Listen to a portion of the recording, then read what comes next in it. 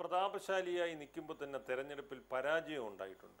അത്തരം പരാജയങ്ങളെ എങ്ങനെയാണ് അദ്ദേഹം അഭിമുഖീകരിച്ചിരുന്നത്? ആ പരാജയം അറിഞ്ഞതിന് ശേഷമുള്ള ആ ദിവസവും അടുത്ത ദിവസവും വീട്ടിൽ എങ്ങനെയായിരുന്നു അദ്ദേഹം?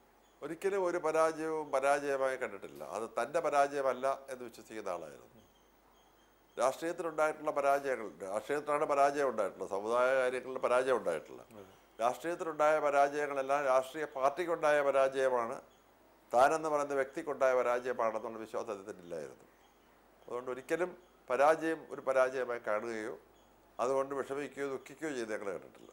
അദ്ദേഹത്തിൻ്റെ ഈ പ്രവർത്തന ശൈലി പലപ്പോഴും വിസ്മയം ഉണ്ടാക്കിയിട്ടുണ്ട്. ഇപ്പോൾ ആദ്യകാലത്ത് SNDP യോഗത്തിൻ്റെ വിദ്യാഭ്യാസ നിധി രൂപീകരിക്കുന്നതിന് ഒരു ദിവസം കൊണ്ട് 1,00,000-ൽ പരം രൂപ ആ കാലഘട്ടത്തിൽ സ്വരൂപിക്കാൻ സാധിച്ചു. അദ്ദേഹത്തിന് ആരാധക സ്വഭാവമുള്ള അനുയായികളായിരുന്നു ഉണ്ടായിരുന്നത്. അങ്ങനെയുള്ള അനുയായികൾ ഉണ്ടായിരുന്നു എന്നുള്ളത് വസ്തുതയാണ്. പക്ഷേ ഈക്വലായിട്ടുള്ള അനുയായികളും ഈക്വൽസ് ആയിട്ടുള്ള കുറേ പേരും ഉണ്ടായിരുന്നു. ഈ കാര്യങ്ങൾ തീരുമാനിക്കുമ്പോൾ ജനാധിപത്യപരമായി തീരുമാനിക്കണമെന്ന് ആഗ്രഹമുള്ള ആളായിരുന്നത് കൊണ്ട് തൻ്റെ അഭിപ്രായങ്ങൾ മറ്റുള്ളവർ പറഞ്ഞ് മനസ്സിലാക്കി അവരെ കൂടെ അതിൽ യോജിപ്പിച്ച് കൊണ്ടുവന്ന് ചെയ്യാൻ സാധിച്ചു എന്നുള്ളത് തന്നെയാണ് ഈ പ്രസ്ഥാനങ്ങളുടെ ഗ്രോത്തിൻ്റെ ഏറ്റവും പ്രധാന കാരണമെന്ന് പറയുന്നത്. അല്ലെങ്കിൽ ഇത്രയും ഒരു വളർച്ച ആ ഒരു ചുരുങ്ങിയ കാലഘട്ടം കൊണ്ടുണ്ടാകാൻ സാധിക്കില്ലായിരുന്നു. ശ്രീനാരായണ കോളേജിൻ്റെ കൊല്ലം മുതൽ കാനന്നൂർ വരെയുള്ള കണ്ണൂർ വരെയുള്ള പ്രദേശങ്ങളുണ്ടായിട്ടുള്ള ശ്രീനാരായണ കോളേജിൽ ആർ സെക്കൻഡിന് ശേഷം 3 കോളേജുകൾ മാത്രമേ ഉണ്ടായിട്ടുള്ളൂ. അത് ചെങ്ങന്നൂരും ഷൊർണൂറും ചാത്തന്നൂരുമാണ്. അതിൽ ചാത്തന്നൂർ എന്ന് പറയുന്ന സ്ഥലം നേരത്തെ തന്നെ അദ്ദേഹം ജീവിച്ചിരിക്കുന്ന കാലത്തെ ഉണ്ടാക്കിയിട്ടുള്ള സ്ഥലമാണ്. ഈ ഷൊർണൂറുള്ള സ്ഥലവും ചെങ്ങന്നൂരുള്ള സ്ഥലവും ഉണ്ടായാൽ കാശ് കൊടുത്തു വാങ്ങി എന്ന് പറയുന്നത് ആകെ ചെങ്ങന്നൂരുള്ള സ്ഥലം മാത്രമാണ്. അച്ഛൻ ജീവിച്ചിരുന്ന കാലത്തുണ്ടാക്കിയിരിക്കുന്ന ഒരു കോളേജിൻ്റെയും 1 ഇഞ്ച് സ്ഥലം പോലും കാശ് കൊടുത്ത് വാങ്ങിയിട്ടില്ല. എല്ലാം ആളുകൾ സംഭാവന. അപ്പോൾ സംഭാവനയെ തരണമെങ്കിൽ അപ്പോൾ അവരുമായിട്ട് ആ ഒരു ബന്ധം പുലർത്താൻ സാധിച്ചു എന്നാണ് എൻ്റെ അർത്ഥം. എല്ലാ കോളേജുകളും നിൽക്കുന്ന 25-30 ഏക്കർ സ്ഥലത്ത്. ഇന്നത്തെ പോലെ നമ്മുടെ മിനിമം സ്ഥലത്ത് ഒരു കോളേജ് ആയിരുന്നില്ല. അപ്പോൾ ഈ കൊല്ലം കോളേജ് ഇരിക്കുന്ന സ്ഥലം പോലും അന്ന് അതിനുവേണ്ടി ഒരുപാട് മറ്റുള്ളവരുടെ അഭിമാനം നഷ്ടപ്പെട്ട് വാങ്ങിച്ചു എന്ന് പറയപ്പെടുന്ന ഒരു സ്ഥലമാണ്. CP രാമസ്വാമിയുമായി യോജിച്ച് അദ്ദേഹമായിട്ട് ഒരുമിച്ച് നിന്നുകൊണ്ടാണ് കൊല്ലം കോളേജിൽ സ്ഥലം ഉണ്ടാക്കിയതെന്ന് ആണ് ശത്രുക്കളെന്ന് പറഞ്ഞുണ്ടാക്കിയത്. എന്തായാലും ആ സ്ഥലത്തിൻ്റെ പ്രയോജനം കിട്ടിയത് ഈ സമുദായത്തിനാണ്, അല്ലാതെ കുടുംബത്തിനല്ല എന്നുള്ളത് കൊണ്ട് എന്തു പറഞ്ഞാലും അത് ന്യായീകരിക്കുവാൻ മറ്റ് ഒന്നുമില്ല. ഇത് കിട്ടിയത് സമുദായത്തിനാണെന്നുള്ളത് തന്നെയാണ് ഏറ്റവും വലിയ ന്യായീകരണം. ഈ കൊല്ലം കോളേജ്, ഇപ്പോൾ കൊല്ലം ശ്രീനാരായണ വിമൻസ് കോളേജ്, അതിനകത്ത് ഒരു ശ്രീനാരായണ ട്രസ്റ്റ് സെൻട്രൽ സ്കൂള്, അതിനപ്പുറത്തൊരു VNSS കോളേജ് ഓഫ് നേഴ്സിംഗ്, ഇതെല്ലാം നിൽക്കുന്ന ആ സ്ഥലത്ത് തന്നെ ഇപ്പോഴും നിൽക്കുന്നത് അവിടെ തന്നെയാണ്. അവിടെ ഇനിയും ഒരു മെഡിക്കൽ കോളേജ് സാങ്ഷൻ ചെയ്യുകയാണെങ്കിൽ അതിനാവശ്യമായ മിനിമം സ്ഥലം അവിടെ ഇനിയും ഉണ്ട് എന്നുള്ളതാണ് വസ്തുത. അപ്പോൾ ഒരു ഇത്രയും നാളത്തെ പ്രവർത്തനം കൊണ്ട് ഈ അച്ഛൻ ജീവിച്ചിരുന്നപ്പോൾ ഞങ്ങളോട് പറയാനുള്ളതെല്ലാം നമ്മൾ ജീവിച്ചിരിക്കുമ്പോൾ നമ്മൾ എന്ത് നേടുന്നു എന്നുള്ളത്, നമുക്ക് വേണ്ടിയല്ല സമൂഹത്തിന് വേണ്ടി എന്ന് നേടുന്നു എന്നുള്ളതാണ് നമ്മളെപ്പറ്റി പിന്നെ ആളുകൾ ഓർക്കുന്നതിനുള്ള കാരണം എന്നാണ്. അപ്പോൾ സമൂഹത്തിന് വേണ്ടി നേടി എന്നുള്ളത് കൊണ്ട് തന്നെയാണ് അദ്ദേഹം മൺമറഞ്ഞു പോയി 37 കൊല്ലമായിട്ട് ഇപ്പോഴും ആളുകൾ ഓർക്കുന്നത് എന്നുള്ളൊരു വസ്തുതയുണ്ട്.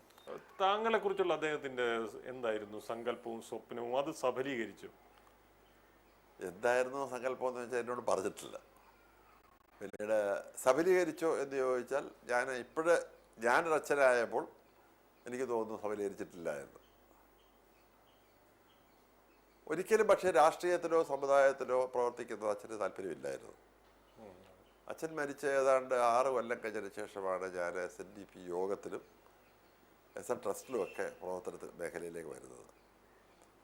ആദ്യം ഞാൻ വരുന്നത് SN ട്രസ്റ്റ് ഡയറക്ടർ ബോർഡിലേക്കാണ്. അത് 76-ലാണ്, 3 കൊല്ലം കഴിഞ്ഞിട്ടാണ്. 79-ലാണ് SNDP ഡയറക്ടർ ബോർഡിലേക്ക്. എനിക്ക് ഏറ്റവും അഭിമാനകരമായി പറയാനുള്ളത്, അച്ഛൻ മരിച്ച് ഇത്രയും കൊല്ലവും ഞാൻ SNDP യോഗത്തിലായാലും SN ട്രസ്റ്റിലായാലും ഇലക്ഷനിലൂടെ അല്ലാതെ ഒരിക്കൽ പോലും ഡയറക്ടർ ബോർഡിൽ വന്നിട്ടില്ല എന്നുള്ളത് തന്നെയാണ് എൻ്റെ ഏറ്റവും അഭിമാനകരമായി എനിക്ക് പറയാനുള്ളത്. അത് തീർച്ചയായിട്ടും അതിനകത്ത് അച്ഛനോടുള്ള കടപ്പാട് ഇന്നും അത് ആദരിക്കുന്ന, ഇന്നും അച്ഛൻ്റെ പടം വീട്ടിൽ വെച്ച് അതിന് മുമ്പിൽ തൊഴുന്ന ആൾക്കാരുടെ വീടുകളിൽ ഞാൻ ഒരുപാട് പേരുടെ വീട്ടിൽ പോകാറുണ്ട്. അവർക്ക് ചിലപ്പോൾ ഇപ്പോഴത്തെ ജനറേഷന് ഈ ഇരിക്കുന്ന ആളിനെ പറ്റി പേരുകൊണ്ടും ചെയ്ത് കോളേജ് ഉണ്ടാക്കിയിട്ടുള്ളതിന് അപ്പുറമുള്ള ഒരു ബന്ധം അവർക്കില്ല.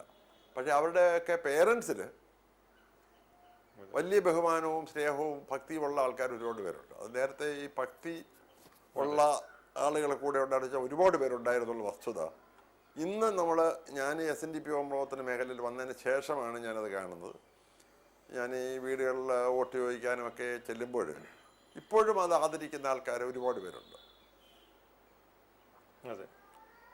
പിന്നെ ഇലക്ഷന് നിന്ന് തോക്കുന്ന അദ്ദേഹത്തിന്റെ ജീവിതത്തിൽ വിജയങ്ങൾ ഒരുപാടുണ്ടായി. പക്ഷെ പരാജയം എന്ന് പറയുന്നത് അല്ലെങ്കിൽ വീഴ്ച എന്ന് പറയുന്നത് ആർ ശങ്കറിന്റെ കോട്ടം എന്ന് പറയുന്നത് എന്താണ് താങ്കൾ വിശ്വസിക്കുന്നത്? എല്ലാവരെയും വിശ്വസിച്ചു എന്നുള്ളത് തന്നെയാണ്. എന്തുകൊണ്ടോ